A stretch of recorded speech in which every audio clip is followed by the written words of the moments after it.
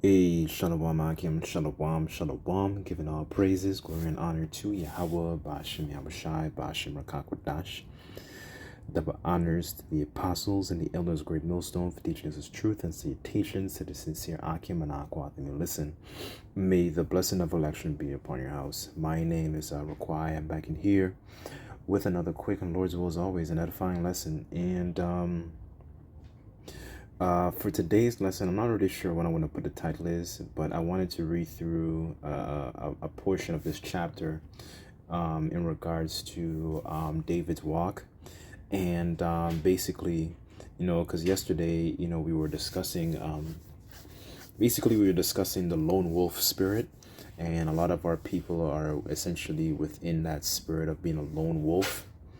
And essentially how detrimental, that can be, for you, character development wise, as always, and as well, I should say, it's detrimental because, it's actually a benefit to actually have, to dwell amongst brothers that actually have a like mind, as yourself, right? So, so I kind of wanted to touch on this, story real quick, because that's a mentality I think Esau pushes upon our people to stay divided, to stay, segregated.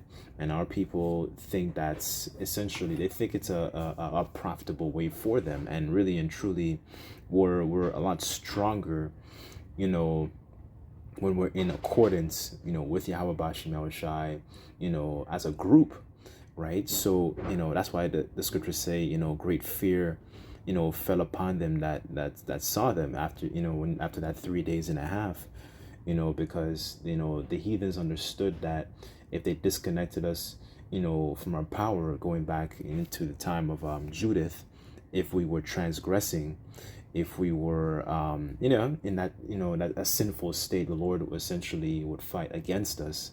But if we were doing in accordance to what the Lord wants us to do, we were essentially, the Lord would fight for us, and the heathens understood that, right? So the heathens essentially, especially I should say, Esau has done a fine and dandy job in trying to divide us as a people, whether it might be through skin color, whether it be through countries, right? Because he brings discord, right? So, anyways, as a matter of fact, since I mentioned that, I read this yesterday, but I wanted to read this again, because this is one of the tactics of the enemy, is really to bring discord. This is Proverbs chapter 6, verse 16, and I'll just jump down to 19,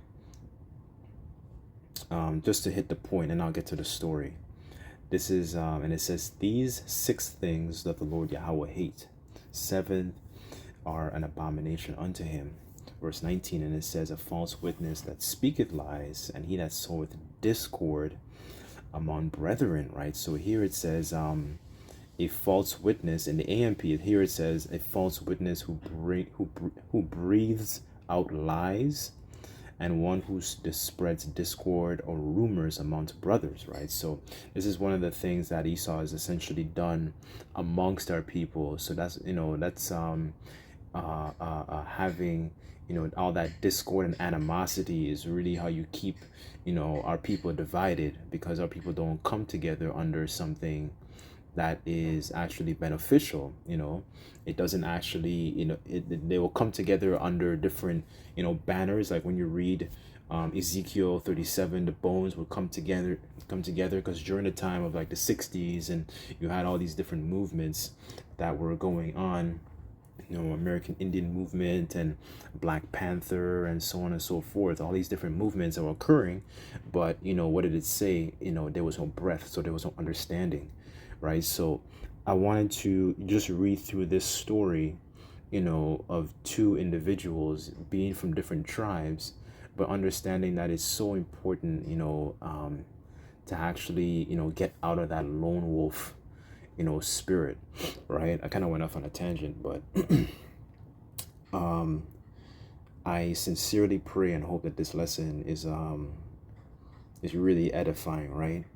Because it's not beneficial for you to be in that lone wolf spirit anyway. Yes, we'll have a considerable amount of time alone, and I say that quotations, right?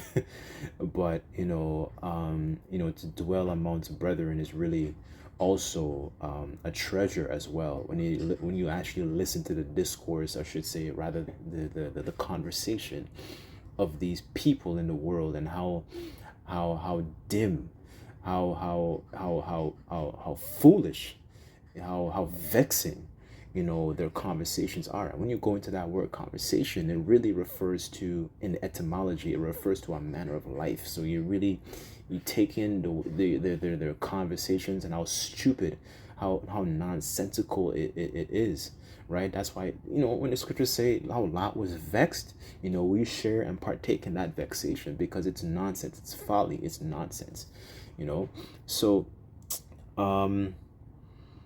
this is I'll read this in 1 Samuel, and showing, just really to show the importance of camaraderie, and coming together with godly men, right? So this is 1 Samuel chapter 19.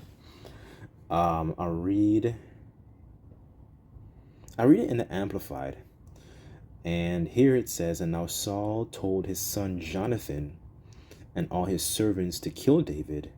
But Johnathan, Saul's son, greatly delighted in David." So at this time,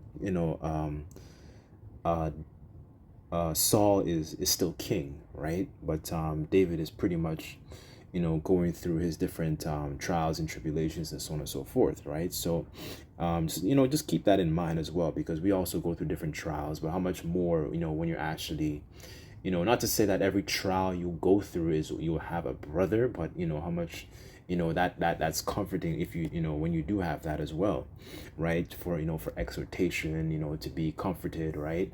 So, what does it say here? This is verse 2 in the Amplified here, 1 Samuel 19. And it says, "So he told David, 'Saul, my father, is seeking to kill you. Now then, please be on guard in the morning, and stay in a secret place and hide yourself. As for me, I will go out and stand beside my father in the field where you are, and I will speak with my father about you. If I learn anything, then I will tell you.'" And then Johnathan spoke well of David to Saul his father, and said to him, "May the king not sin against his servant David, since he has not sinned against you, since his deeds have not been beneficial to you.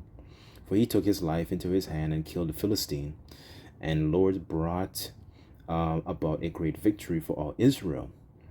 You saw it, and rejoiced.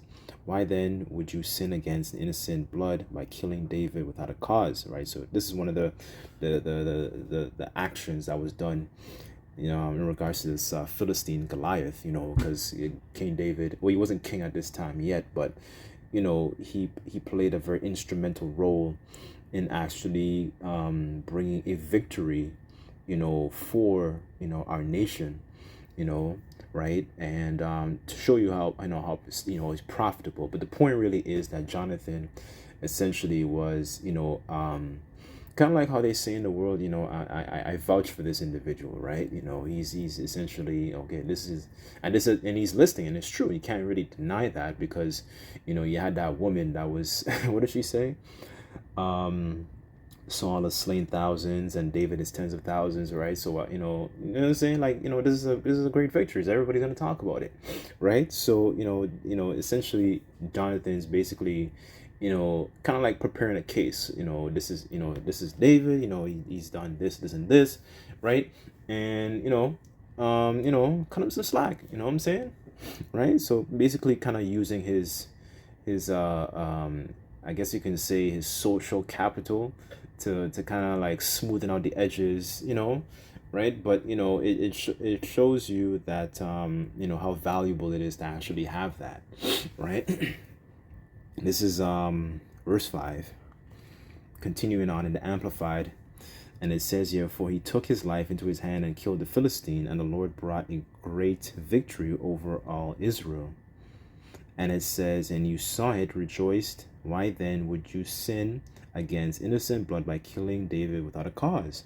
Saul listened to Johnathan and swore an oath. And and as the Lord Yahweh lives, he shall not be put to death. So Johnathan called David and told him these things. And Johnathan brought David to Saul, and he was in his presence, serving him. And then there was war again, and David went out and fought with the Philistines, and defeated them with a great slaughter, and fled before him. And here it is. Here it says, verse 9, and then an evil spirit from the Lord Yahweh Bashem Yahushai came upon Saul as he was sitting in the house with a spear in his hand. And David was playing the harp with his hand. Remember, that's very interesting how David, because, evil spirits were plaguing, King Saul at this point, right? And David, what he would do is, I'll just read it actually. And David was playing the harp with his hand, and Saul tried to pin David to the wall with a spear. And he escaped from Saul's presence, and Saul only stuck to the spear into the wall. And David fled and escaped that night. And so, this is one of the things that David used to do to kind of calm down his nerves, because he still has to, and it's tough, because like you have to maintain a certain level of uprightness, because he's still, he's still king at this point, man. Like, you know what I'm saying? But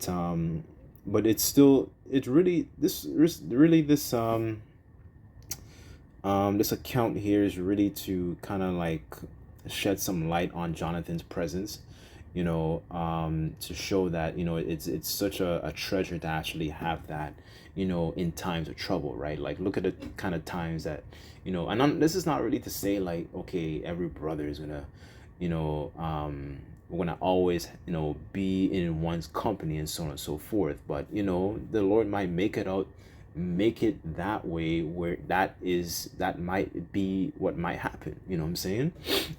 Considering, the times that we're in, right? So how much more, to actually have that type of defense as well, right? In times of trouble, because really and truly, this is what, we need intervention, from Esau, right? The kind of crafty counsel that he's planning and so on and so forth, right? So how much more, it's just a comforting and a breath of fresh air. And this also brings you to remembrance, the some of the values, within our culture, because, we're tribes, right? But at the same time, we're tribes, and we're supposed to deal with one another. We're not supposed to have this, all this animosity, like all these things. When you see all this animosity within families and mothers and fathers and children and daughters and so on and so forth, when you see all this animosity, all these things are all curses. When you see all this animosity, I'm just using like the tribe of Benjamin, for example. When you think about all this animosity, between the tribe, and this country is saying this and they excel in this, and all this nonsense, really, that's all these things are, honestly, all these things are just curses, right? And this is not a normal functioning people. Remember, the head is still sick, right? So, I'm kind of rambling over the place, but let me get this here in Ecclesiastes. This is chapter 4, because essentially, going back to the point though, that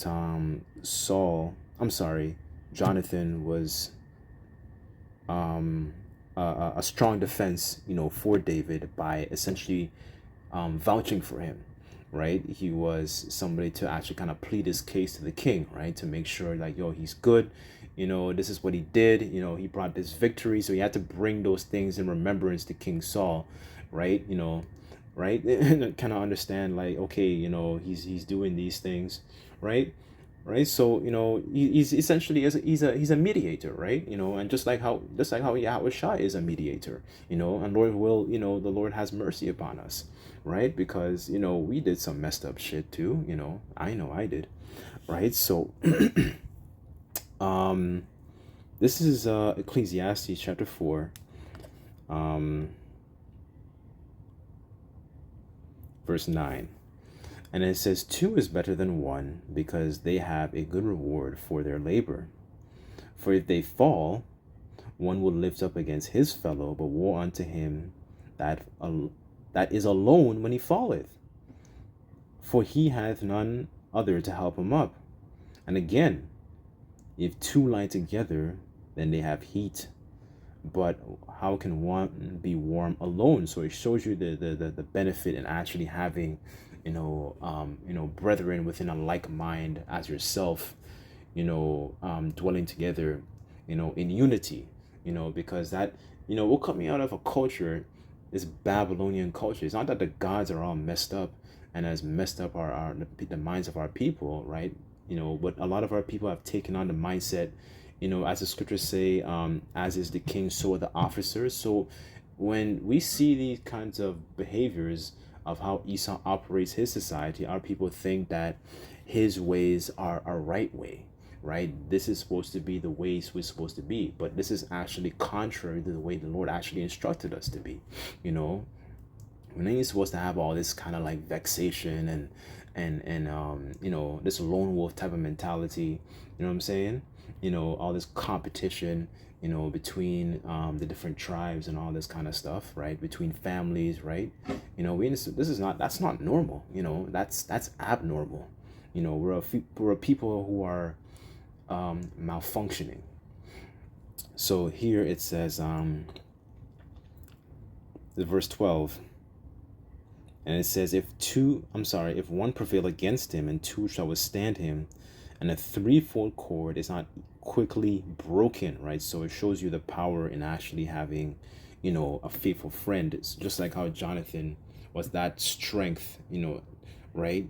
The Lord used Johnathan to be able to kind of like, help him out, in his times of trial, right? So how much more, I'm just thinking, just to kind of like reflect on certain things as things are playing out, within this, the way all these different prophecies are coming together, like we need that, that type of comfort, right? We need an advocate to look out for us, in these times, right? So the Lord pretty much used Johnathan to be able to be that, a strong defense for David within his time of trouble and tribulation, right? So what I'll do here, I'll go to the book of Sirach.